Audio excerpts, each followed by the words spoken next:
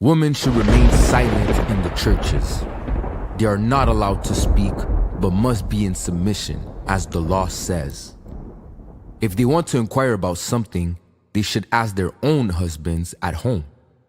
For it is disgraceful for a woman to speak in the church. Samuel said to Saul, I am the one the Lord sent to anoint you king over his people Israel.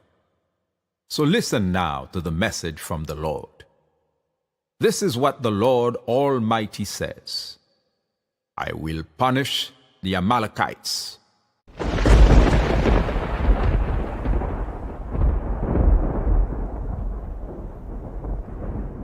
Jésus, par ton sang précieux, enlève mon iniquité.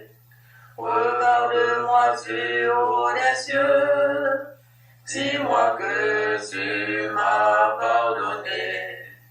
J'ai longtemps erré cœur rebelle, mais j'entends ta voix qui m'appelle. Au pied de ta croix maintenant, tout confus, brisé, je me rends. Blanc, blanc, plus blanc que neige, blanc, plus blanc que neige, lavé dans le sang de l'agneau, je serai plus blanc que la neige. Now go, attack the Amalekites, and totally destroy all that belongs to them. Do not spare them. Put to death men and women, children and infants, cattle and sheep, camels and donkeys. 1 Samuel 15. Greetings, brothers and sisters, and welcome to the 28th episode of God is Not White. This investigation or this discussion that we've begun about the relationship that people of African descent have with Judeo Christianity since the first episode of December 25, 2024, we've been busy exploring various themes. For the past 2 weeks, we took a break because I was on travel in the beautiful city of Ouagadougou, the capital of Burkina Faso. We will say a few words connected to what we're talking about this evening that links with the amazing people and the experience that they are living in Burkina Faso as we've witnessed it in the last 2 weeks. My name is Jafri Kaiti, and I am greeting you from the city of Gatineau, Quebec, uh, uh, which is a twin city with Ottawa, the capital of Canada. And it is my pleasure to host this show. And I hope that those of you who follow on a weekly basis have not, lost the habit, to like this presentation, to share it with others, and to help it reach places where I do not currently have a reach. All right. As every evening, we have a slide presentation that we will share with you on the topic, and we hope to have the opportunity to take a couple of questions also at the end of the show. All right. Now, let us see what we have on our plate for this evening. This program today is entitled Better Options to Attain Eternal Life. Religion and the Way. We had seen a few different topics in the past few weeks. One of them was exploration of liberation theology, and we talked about its merits and limitations.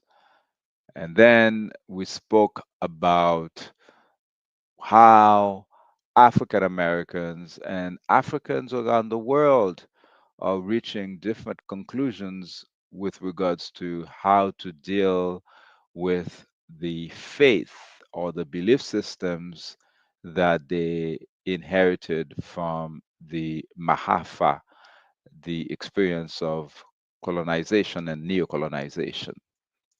Before that, we looked at different strategies people have adopted to cope. So we said Black Jesus ain't the way either, after having said that superstition ain't the way. Restitution, reparations, remembré is where we investigated the type of positive steps that need to be undertaken for healing to happen. We spoke about the twin deceits, God versus religion. And before that, we spoke about how Judeo Christianity in 2025 remains a dictatorship of old white men in long robes.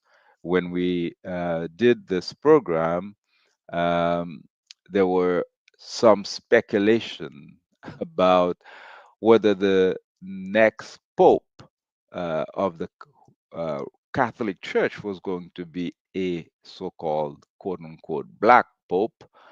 Now we have the answer, and it's very interesting how um, the answer is still open to interpretation, although in most instances it's pretty clear um, who is who.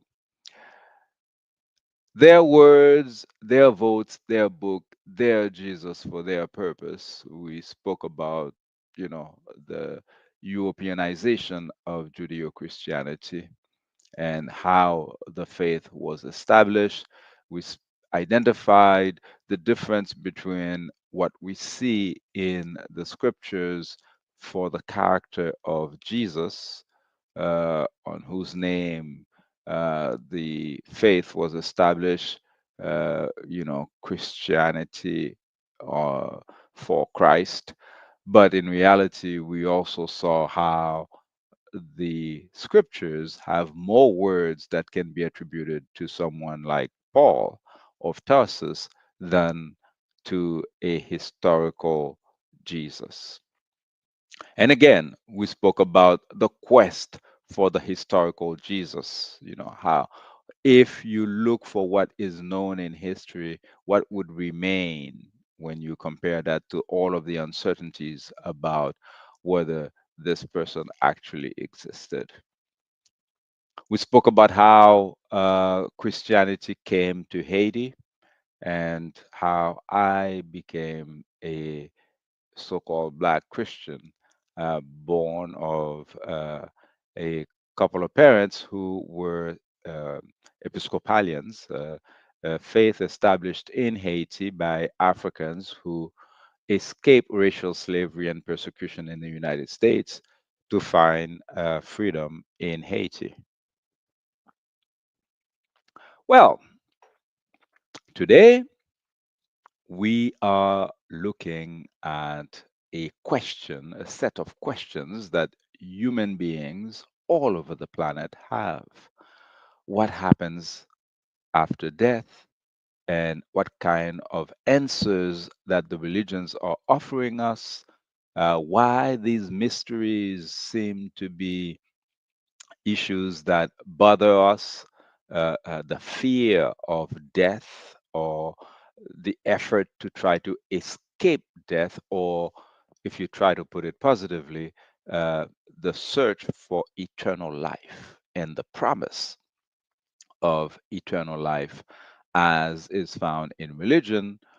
And then we spoke about other options, and we will see that in the final section of this presentation. Indeed, there are other options, other possibilities outside of religion, just like the butterfly, their experience is quite different than that of the caterpillar. And so there are people who say, well, this is kind of a sign or a metaphor to tell us that perhaps human beings also experience different uh, manners of existence beyond what we know during the few decades that we get to spend, some of us, uh, on Earth. Okay, eternal life in ancient Kemet, or the land of the blacks, also known as ancient Egypt. We spoke about how the idea of a final judgment is something that is as ancient Kemet, and when the deceased is taken to face Osiris or the Great Black, uh, the idea is that his hope is that when they weigh his heart against a feather, his heart would be, or her heart would be, so light compared to a feather that it would balance as the deceased recites the Confessions of Mahat.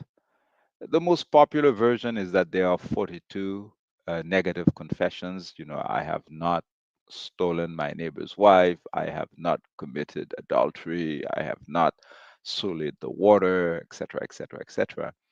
But there are other versions where it goes as high as 77 confessions.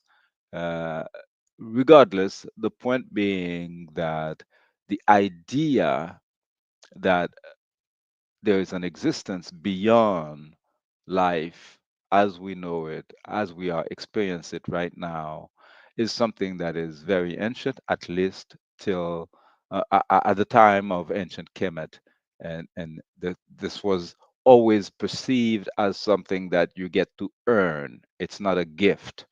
It's not a given. It's not an automatic thing. You have to, follow certain rites in order to earn, a very comfortable afterlife. So we went from there to the Christian version. The Christian version is also one that has, you know, different ramifications of a conditional gift to a select few. In John 3, verse 16, which is one of the most quoted Bible verses, it says, "For God so loved the world that he gave his only begotten Son, or his one and only Son, that whoever believes in him shall not perish but have eternal life." So it's seen as a gift. But there are several other verses that shows that this is a conditional gift. Of course, here it says you have to believe in him. What does that mean? But also that there are limitations.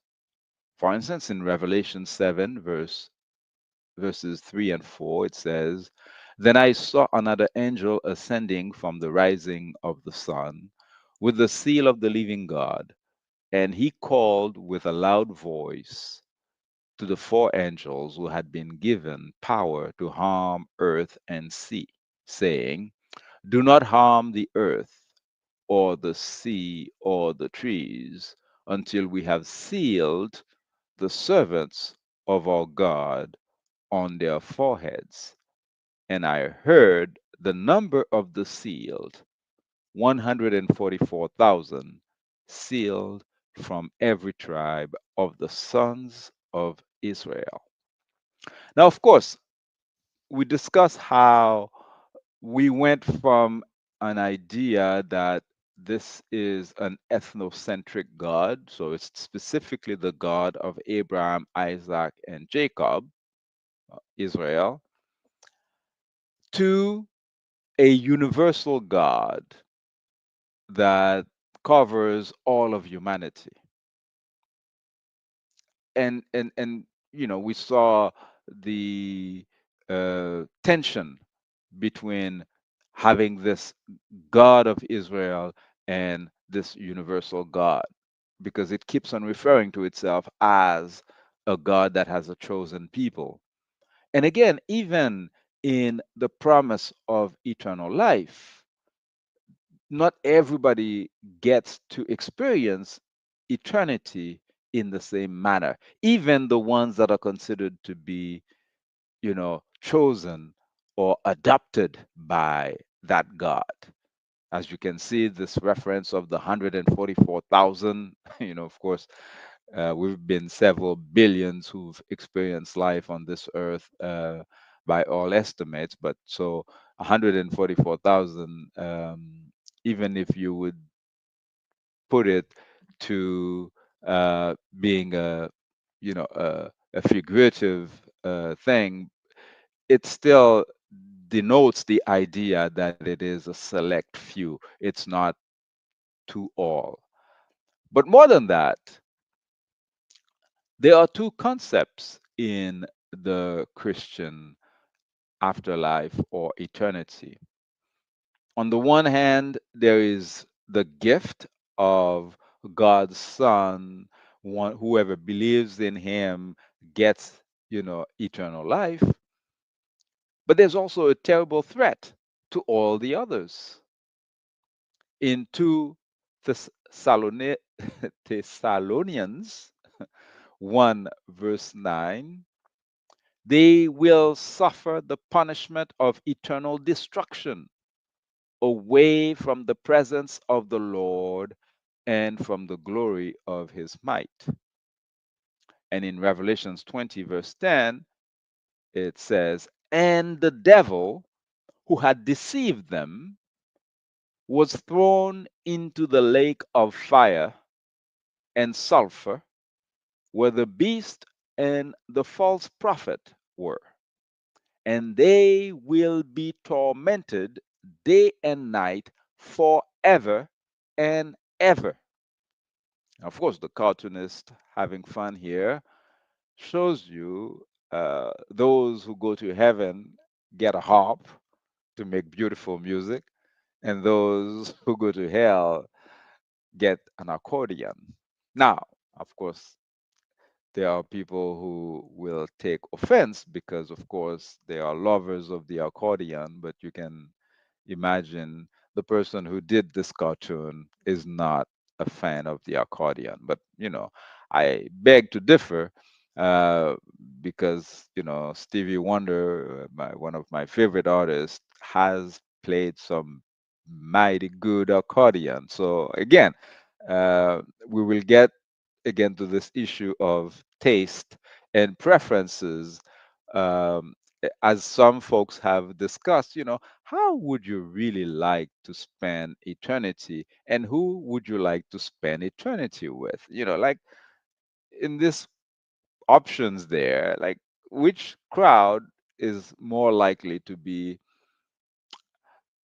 worthy or fun to spend eternity with. Again, the idea of spending eternity with a group of people, with a select group of people, eh, it's very difficult for uh, me to fathom this idea even.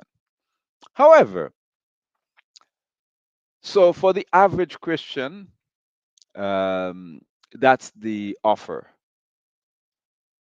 But what about the black Christian, as I once was, or the Arawak or First Nations of America Christians, you know, the Aztecs, the survivors, the Maya folks, who were forced into accepting Christianity? How would you welcome eternity? And who's going to rule in heaven? Is it the same folks who are ruling the earth today? And would you want to spend eternity with those folks? Well, there is a famous conversation or dialogue found in the book of Bartolomeu de las Casas, one of those priests from Spain who had gone to the island of Haiti with Christopher Columbus, who tells the story of one of the chiefs, Cacica Atwe, who was chased from the island of Haiti all the way. He took the canoe to go to Cuba, which is the neighboring island, and there the very Catholic Spanish captured him and were about to murder him, burnt at stake. And as they were about to do that, uh, they decided to torture him with words. Before being burned alive by the Spaniards, Chief Atway was asked if he wanted to accept Christianity and go to heaven. Atway asked if Spanish or Spaniards go to heaven, to which the priest answered that they do. Atway then stated that he'd rather go to hell, where he wouldn't see such cruel people. Now, this is a recount of an actual happening on the island of Cuba. But profoundly, we should think about this. Imagine all the tralala that we experienced before the election of the most recent pope. There are Africans on the continent and in its diaspora who embrace the superstition of their people's butchers in so much with so much energy that they were actually hoping that the cardinal from Nigeria or the one from Ghana or the Congo, all of them who are senior cardinals who've been in the church for all of these years would be chosen as pope. They were hoping that.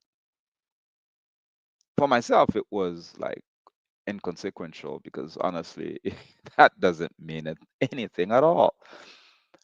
I mean, we've seen a black president in the White House drop bombs on pharmacies in Africa, conduct coups d'etats against the people of Honduras, and go along with crimes of white supremacy against the people of Haiti, etc. So a black butcher, uh, working for white supremacy and imperialism doesn't make it any better. But for some reason, many of our people want to be in the big house. And then they did not satisfy their desire to have a black pope. And when that happened, many of them, including Haitians, started to look for a piece of the pope, saying that, his great great grandfather lived in Haiti or was born in Haiti, as if this makes any difference as to what policies the Holy See Inc., that corporation, which is part of the global white supremacist system, is going to adopt. As if all of these people have forgotten how the Vatican has participated in almost every bloody coup d'etat, imperialist coup d'etat in Latin America, even the assassination of Archbishop Oscar Romero, supposedly one of their own, as we discussed when we saw the liberation theology episode. Indeed, Brother Martin Luther King said, like anybody, I would like to live a long life. Longevity has its place, but I'm not concerned about that now. I just want to do God's will. Dr. Martin Luther King, I remind you, was a Baptist pastor. And he lamented the fact that as he was fighting for the rights of human beings to live free with dignity in the United States of America, he found no support from the church because the church was more bound to whiteness than it was to justice. And so he wrote so many admonitions in his letter from a Birmingham jail that I encourage you to revisit. Dr. Martin Luther King saw death coming to him at a young age.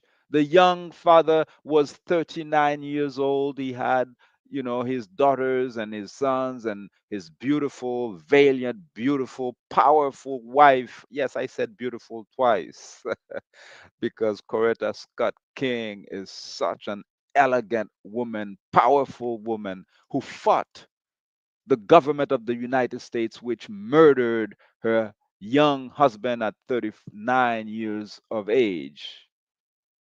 She went to court and won the case in 1999, proving that the government of the United States used the CIA, the FBI, to assassinate Martin Luther King. And so, would Martin Luther King be welcoming spending eternity with his butchers, his assassins from within the government of the United States, just as now every 15th of January, when it's, Martin Luther King holiday, the director of the CIA, all of the officials of the US government are celebrating in words Martin Luther King while crushing his dream again and again and again, filling US jails with black men and women for the benefit of white supremacist, imperialist, capitalist systems. Dr. Martin Luther King's last speech that you seldom hear because they've over popularized the I have a dream speech in order to make it more palatable, as if the guy was just a dreamer and he wasn't a fighter. In reality, Dr. King was denouncing the same crimes that his government, the government of the United States, are still committing in 2025. Crimes at the time in Vietnam, crimes today in Palestine, crimes today in Sudan, crimes today in Yemen, crimes today in Congo, in Haiti, crimes of greed.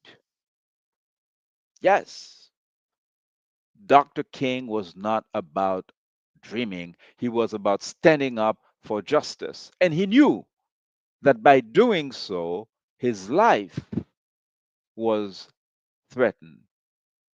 Bombs exploding in his house, his children and wife running right, left, and center. Like anybody, I would like to live a long life. Longevity has its place, but I'm not concerned about that now. I just want to do God's will. A few days later, he was murdered. So, what are the options to have longevity, if not eternal life? Well, with all of the great works that scientists are doing, and we applaud the men and women who take this path of using the brain, that powerful engine that we all are born with, to try. to do things like these researchers in Korea have done. You know, they say they have found the cancer undo button, turning tumor cells back into normal cells. This is earlier this year. And there are thousands upon thousands of research institutions that are working on these efforts, trying to bring human life, human longevity to, you know, beyond 120 years. And I say 120 years, but in reality, most of us, even those who live up to such a high age, are suffering, because by the time you reach 80 or even the late 70s, most of us have decayed so much that the quality of life simply isn't there. So we are facing this limitation, and there are those who are working violently trying to find solutions to this challenge. However, not everybody is approaching it with such um, ideas, of um, sentiments, but rather there are those who will resort to the most barbaric means to try to cheat death. Another controversial yet, perfectly legal manner that folks have tried to cheat death is what is called cryonics, where people, offer to have their cells or their body, their envelope frozen with the hope of decades, at least years, or if not centuries later, having them revived.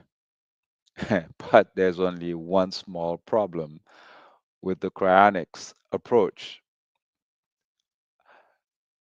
There is no company to this day that has found the formula, the process by which to revive someone who has been frozen. Yeah, it's a small little problem, at least for now. But there's worse. Organ transplantation is something that has been practiced for many years because, of course, one of the reasons why we die is because our organs fail eventually, whether it is the heart, whether it is, what they call the vital organs. And again, through the violent work of scientists, biologists, people who've studied life to understand exactly how the human body operates, they have found a way to do organ transplantation. That's a beautiful thing. It has saved many lives. However, there are those who consider that there are disposable people on the planet. And if there is going to be organ transplantation, it has to be for those who are already among the privileged because their lives are valuable. And so we have millions of problems with this approach. Today, this morning, as I was reading in the news, what some of the leaders of the transitional government in Haiti, or the puppet regime that the United States has imposed on Haiti, or the latest version of it, um, they have said that for several months now that there is organ trafficking happening in Haiti. People who are taking advantage of the turmoil that was created by the imperialist invasion of the country in 2004, led by the United States, France, and Canada, where now the country has a situation where terrorists that are US armed, trained, and protected are creating such havoc, where kidnappings are happening all the time, And in the midst of that, and a weak or an illegal government, which is a puppet government, you also have organ trafficking happening. But I ask this question: who can afford to buy a heart? Who can afford to buy kidneys? Perhaps if we are answering this question honestly, we're going to find how to solve the political crisis in Haiti.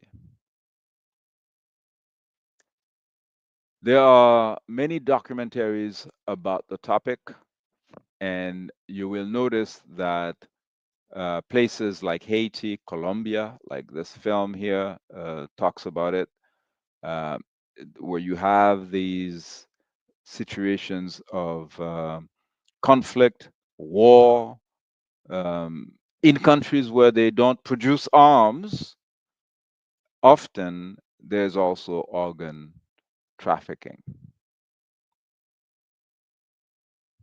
He tells you to slice them while they're alive, she asked.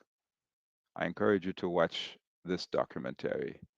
Very disturbing, but it's important for us um, to look at these situations because more and more folks are realizing that this is not a new thing. It's just a manifestation of that same greed, of that same disrespect for human life, this arrogance that my life is precious and that I can scavenge. I can, just take your heart, take your body, just like they kidnapped the Africans from West Africa and made them work to death in order to enrich themselves. Extreme narcissism, greed. This is what we've been facing for several centuries now, and it has to end. But there are other ways we can gain eternal life. And I submit to you in this near final slide that we already have eternal life. When I wrote Vive Bon Dieu à Bas Religion in 2000, my first son, or my first child, my son, Lamukaji Kebin Daiti, was coming to the world.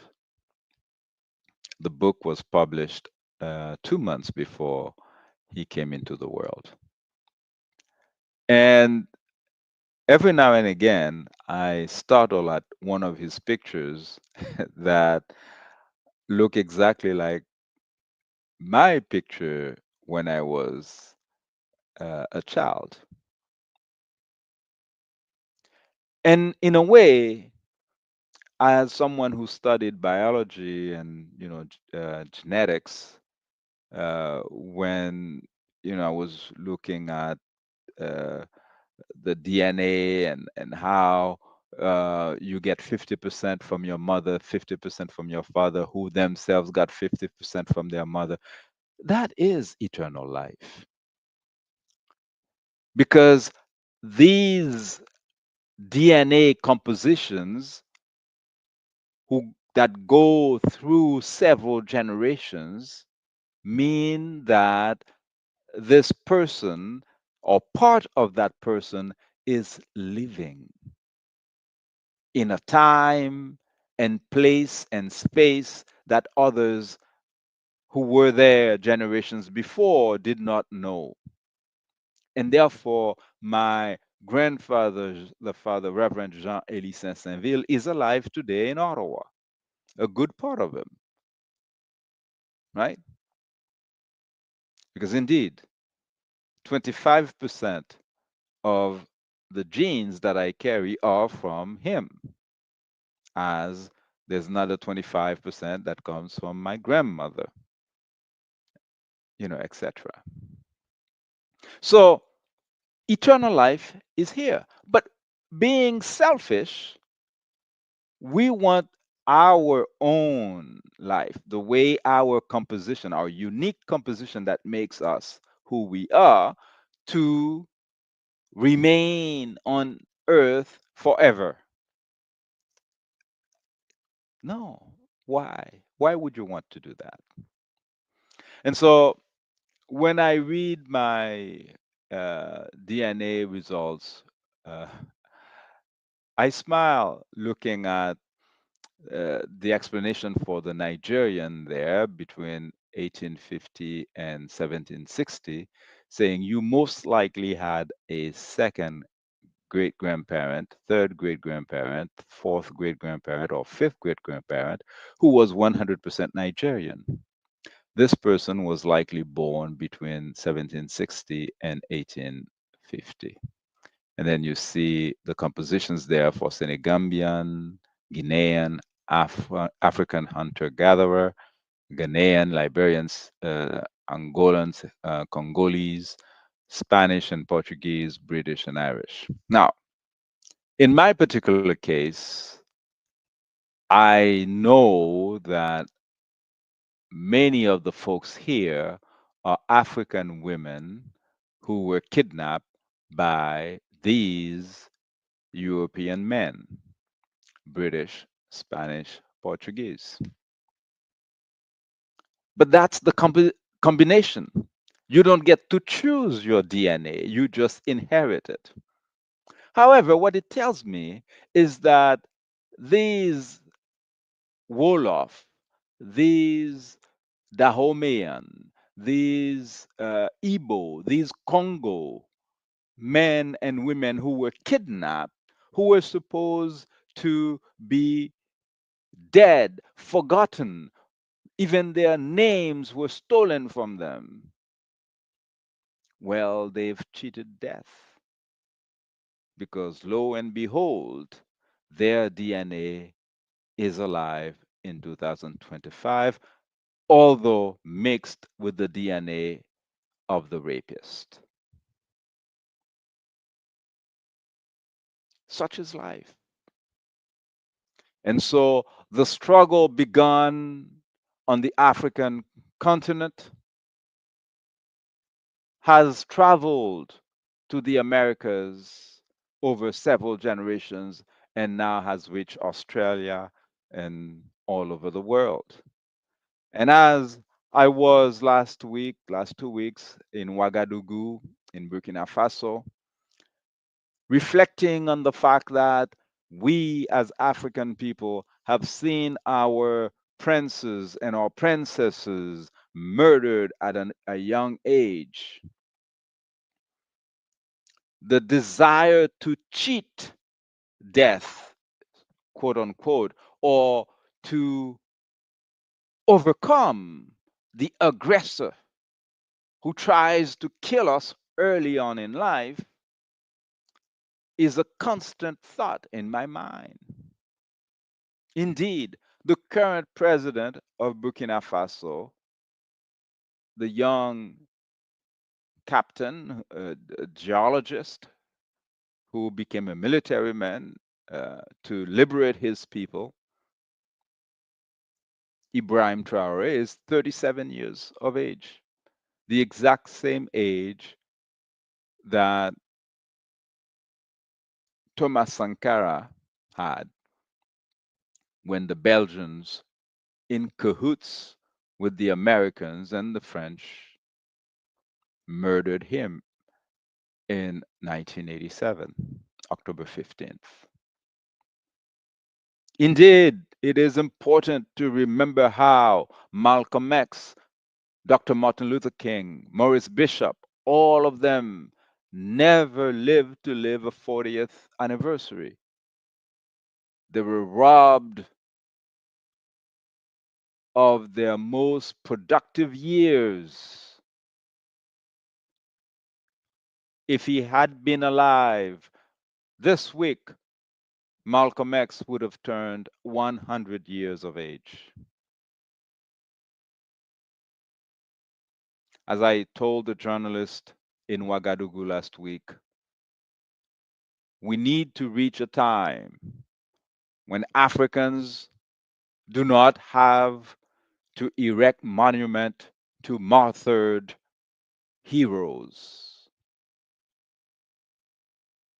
so that our kings and our queens can live to be 96 years old like Elizabeth was when she died. You know, the Queen of England, the one who carries the crown with all of the diamonds coming from Africa, stolen from Africa, from India, etc. You know, that woman, she lived to be 96. But the queens of Africa, the kings of Africa, are murdered at 39 years of age. Lumumba was murdered at 35 years of age and his body dissolved in acid. Stephen Bantu Biko was only 30 years of age.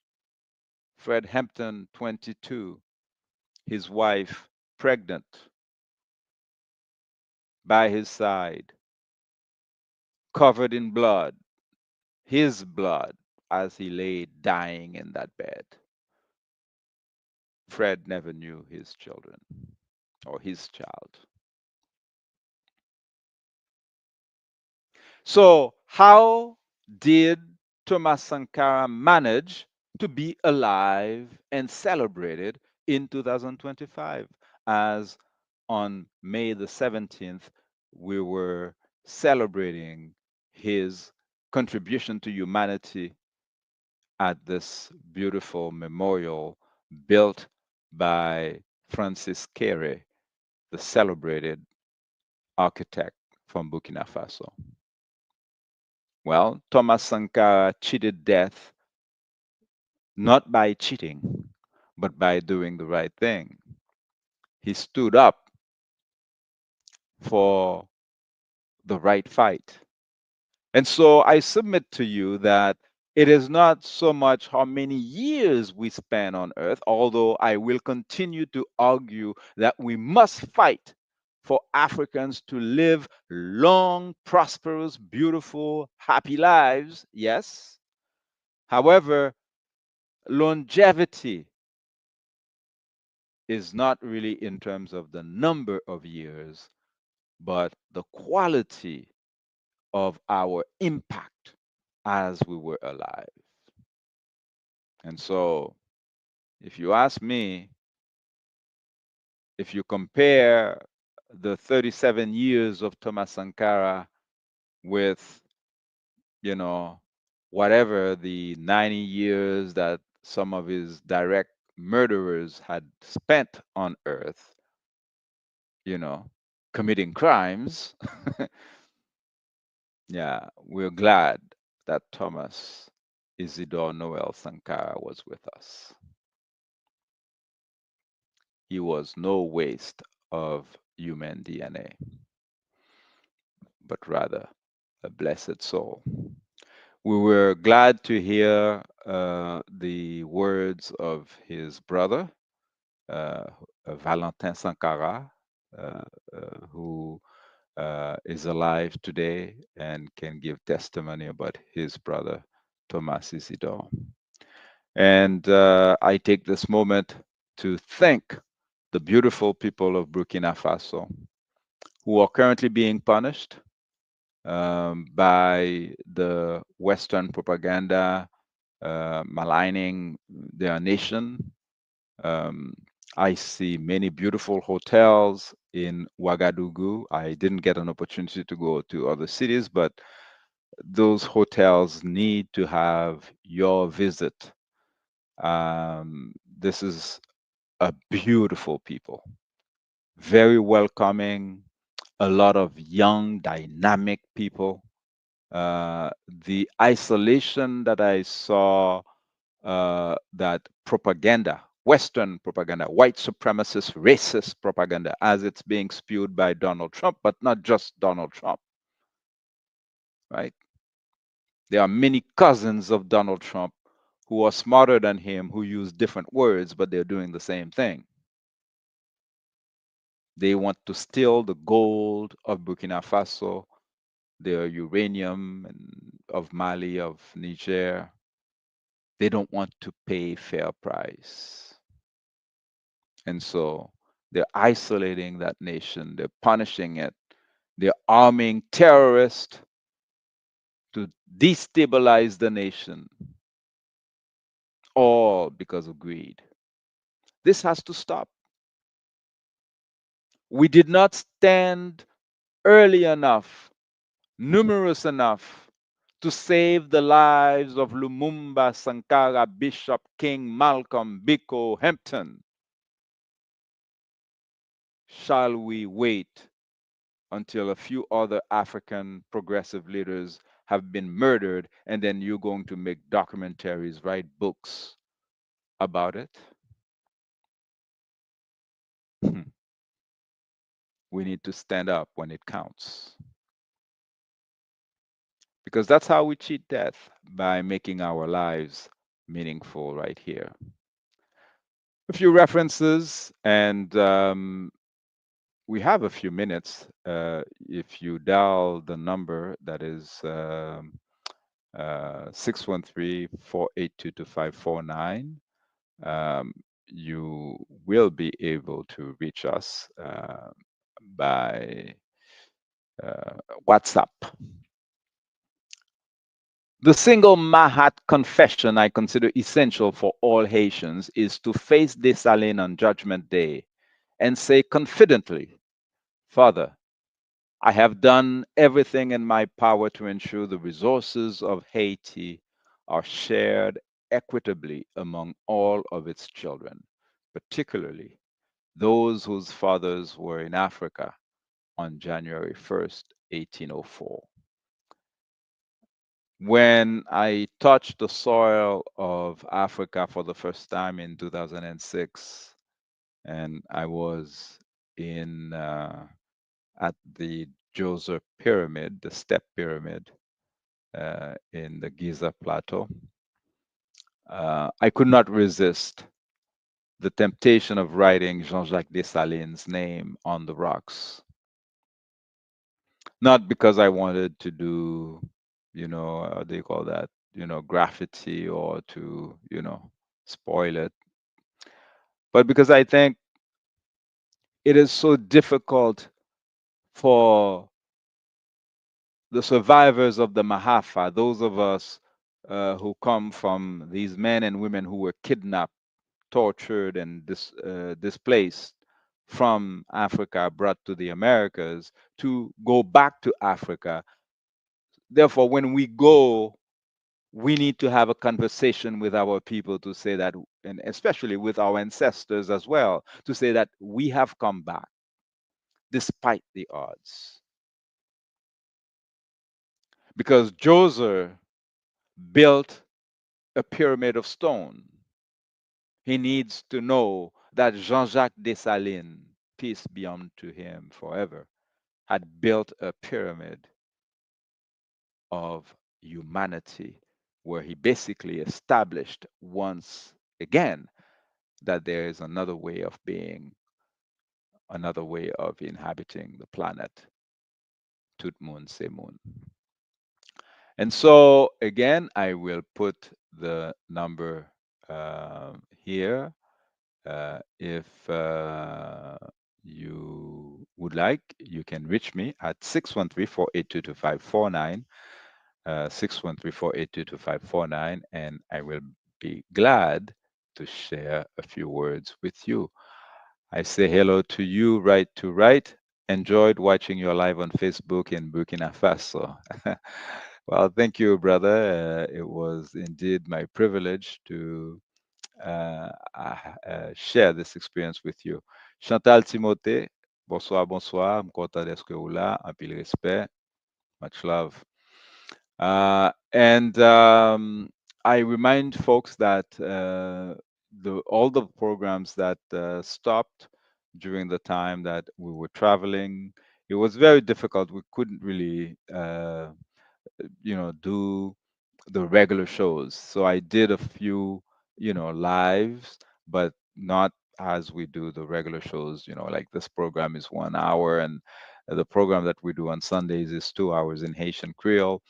So, of course, as you know, when you go on the website, jafricaiti.com, you can watch all of the previous programs, right? So, on any given Sunday, for Cause Nef Tan Cause Free, you can go and watch the programs of the preceding weeks.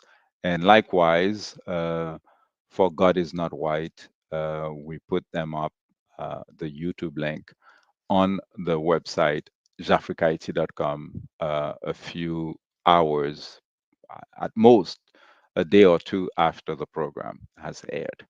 And so I look forward to your comments on YouTube or Facebook in terms of topics that you would like us to cover, both in this program, aired in English on Wednesday nights, and the program in Haitian Creole, where I am looking for contacts in the Haitian community, because as you know, one of the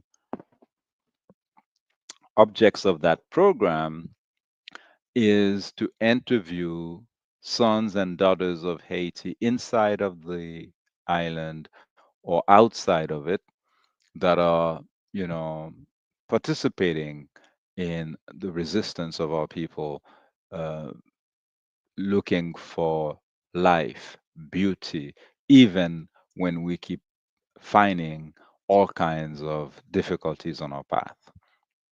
It is very important that um, our people keep their spirits up by finding strength not only in our ancestors and history, but also in contemporary soldiers who are doing the right thing in all kinds of fields. With regards to the live that our brother Right to Right mentioned here that we did in Burkina Faso, one of them is with brother Fabrice Kafando, who's 22 years old. The guy is director of training for a young enterprise, seven computer engineers, okay, and another, I believe, a dozen of other staff. And they're doing all kinds of amazing things, fixing computers and telephones and all kinds of electronic stuff, but teaching people how to use technology, people of all ages and of all level of education, including those who don't know how to read and write. Yet they teach them how to use the technology in order to liberate their lives and have better lives. It was amazing. I encourage you guys to go on Mazeshu Black's website where she did an interview with the staff. And I can tell you there's more coming with these guys because if there's anything that impressed me in Burkina Faso, beyond the politics of its leadership, it's the people. And that's our people. Okay. And we are beautiful. There are many beautiful things that we would rather be doing than waging war. And so, everything that you can do to sustain peace, starting with stopping the imperialist in Washington, D.C., in Paris, in Ottawa, from focusing on, greed, trying to take the gold that doesn't belong to them.